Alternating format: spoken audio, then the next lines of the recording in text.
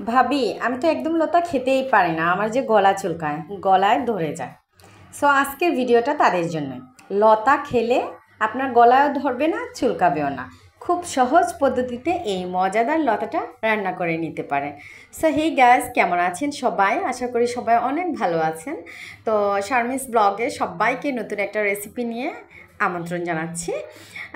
এই যে এগুলো হচ্ছে গিয়ে বাজার থেকে কিনে আনা লতা।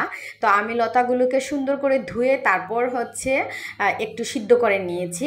তারপর এই যে এখানে হচ্ছে চিংড়ি, ছোটো চিংড়ি, শীতল আর কাঁচামরিচ।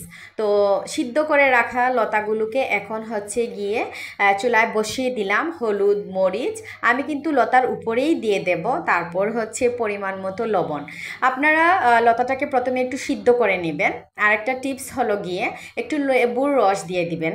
তারপর হচ্ছে আমি যেহেতু লতাটা আজকে শীতল দিয়ে রান্না করব, সেজন্য আমি এইখানে কাঁচামরিচ, তারপর হচ্ছে রসুনের কোয়া 10-12টা দিয়ে দিলাম।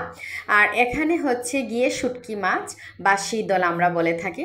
তো সবগুলো হচ্ছে উপকরণ মানে লতার উপরে দিয়ে তারপর হচ্ছে লাস্ট পর্যায়ে এখন দিয়ে দেব হচ্ছে চিংড়ি মাছগুলা। এই তরকারির সবচেয়ে মজার যে ব্যাপারটা সেটা হলো গিয়ে চিংড়ি মাছ।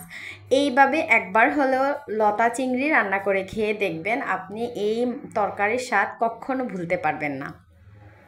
আর গলায় তো চুলকানোর কোনো কথাই নেই, যেহেতু সিদ্ধ করার সময় সামান্য পরিমাণ লেবুর রস দিয়ে দিবেন, সেই জন্য এটা আর গলায় ধরবে না।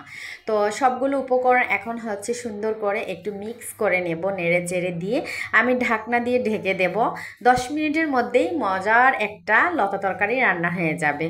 আর হচ্ছে গিয়ে লতা চিংড়ি তারপর হচ্ছে শীতল, এই তরকারিটা আমার এত ভালো লাগে।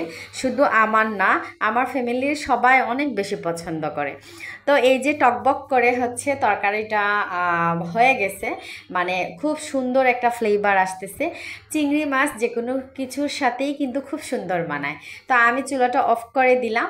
আর এই তো তৈরি হয়ে গেল আমার খুব মজাদার একটা লতা চিংড়ির তরকারি। এইরকম একটা তরকারি হলে কিন্তু নিমিষেই 1 প্লেট ভাত খেয়ে নিতে পারবেন, তাই না? আর হ্যাঁ, সাথে যদি থাকে নাগা মরিচ অথবা বোম্বে মরিচ অথবা একটু লেবুর টুকরা নিয়ে নেবেন। 1 টুকরো লেবু দিয়ে 1 প্লেট ভাত খেয়ে নিতে পারেন। তো আজকে এই পর্যন্তই। আল্লাহ হাফেজ।